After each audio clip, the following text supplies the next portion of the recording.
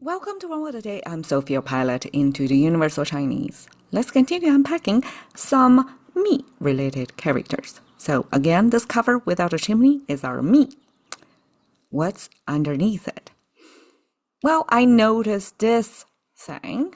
This is a gan or gan, depends on what meaning you're using this. But there's two horizontal line with one vertical line we talked about before. It simply means do.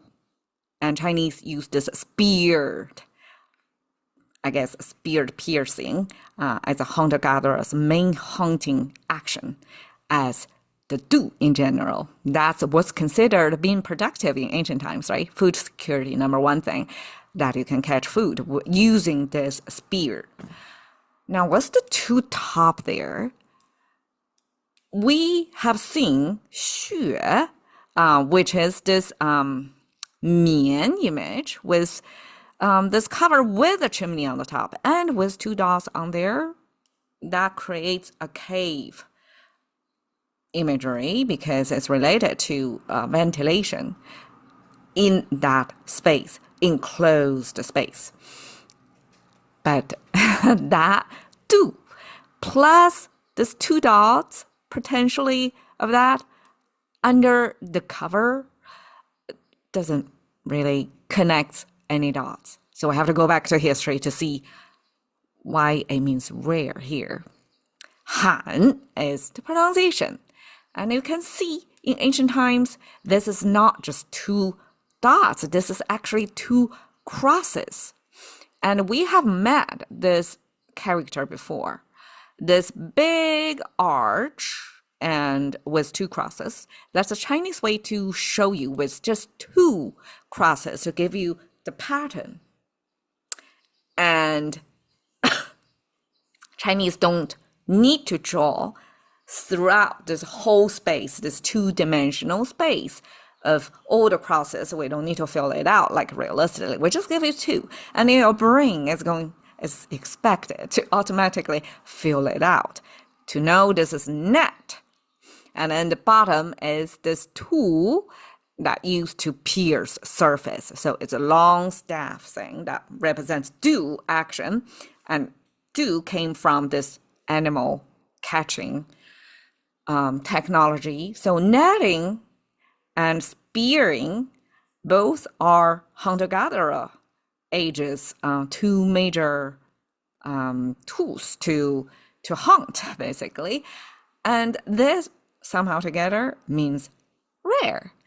Well, according to scholars, this two combined together is a very specialized tool that used to catch birds. Okay, so I guess it can be comparable to the imagery of the butterfly net catcher, right? You have a long staff that you can hold in hand, reach out, and then you have a big net that you can hopefully swoop butterfly in there. I imagine that's what's trying to present here by overlaying the spear and this net together to show you, okay, that's basically the two main parts of this equipment that ancient times people used to catch birds. And from catch birds to the concept of rare. Okay, let's say concept of rare is hard to express because the sense of rare, just like the sense of big or small, is a judgment, human judgment. And we judge that by comparing it to our norm, right? So we have an expected frequency of some event happening. And if it is rare, means compared to this norm, it's rarely happen.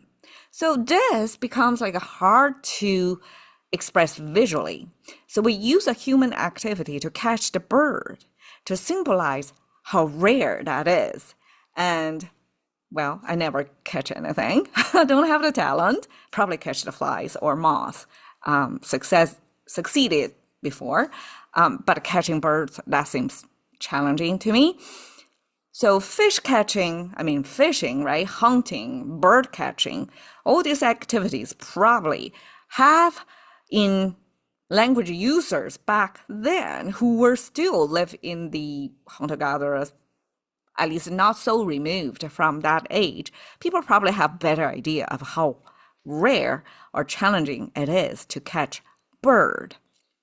So here is a connection that you can rarely succeed in catching the birds because they're the most mobile.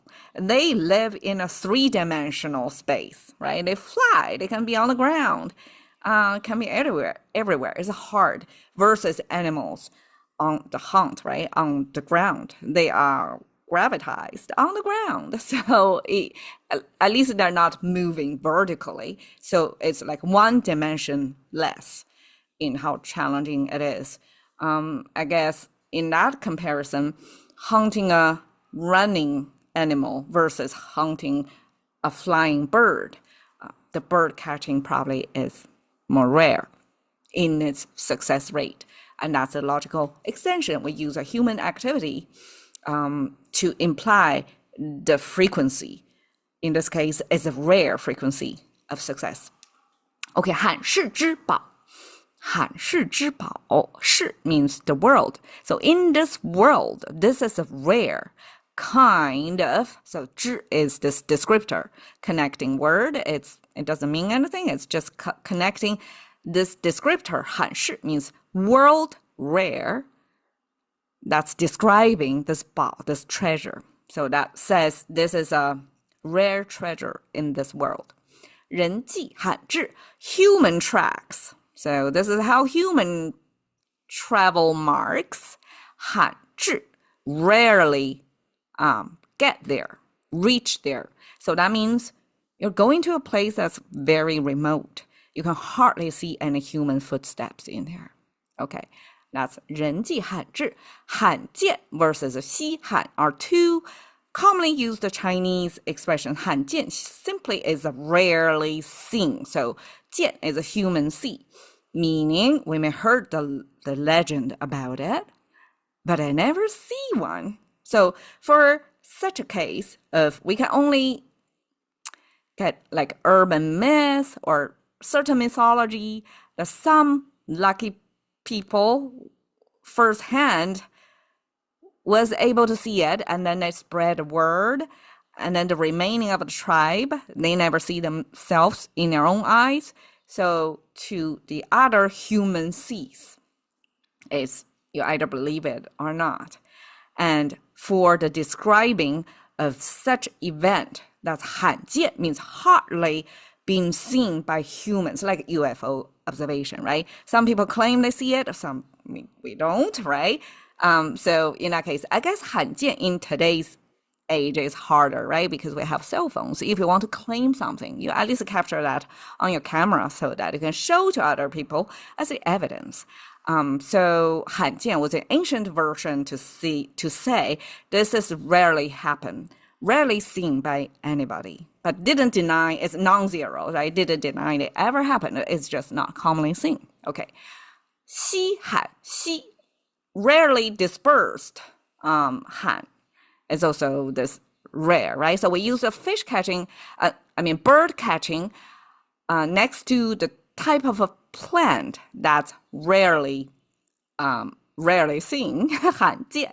So both imply that this is not a common occurrence. So a pair that's rare together means really, really rare. So 稀罕, both are saying the same thing, coming from different resources, describing, coming from different sources. One use a plant, one use bird catching to describe something that's rarely occur. So this is this double down, emphasizing this how rare that is. And the 稀罕, in fact, in our everyday language, becomes almost like a colloquial way to say you really appreciate something, cherish something, simply because it's rare. So because it's rare, therefore you 稀罕 this thing. So oftentimes as a self-defense, we often say 谁稀罕它呀? That means who would cherish whatever this thing it refers to.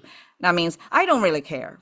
So 稀罕 in English almost equivalent to care, like you give a lot of credit to something because of the rarity. So here I'm trying to do this bird net catching thing, but obviously this probably is a fish net with a bird sitting on top of it. That further testify to how rare it is to be able to catch a bird. They simply stay on the edge of the net. All right, Han, thank you for your time. See you another day.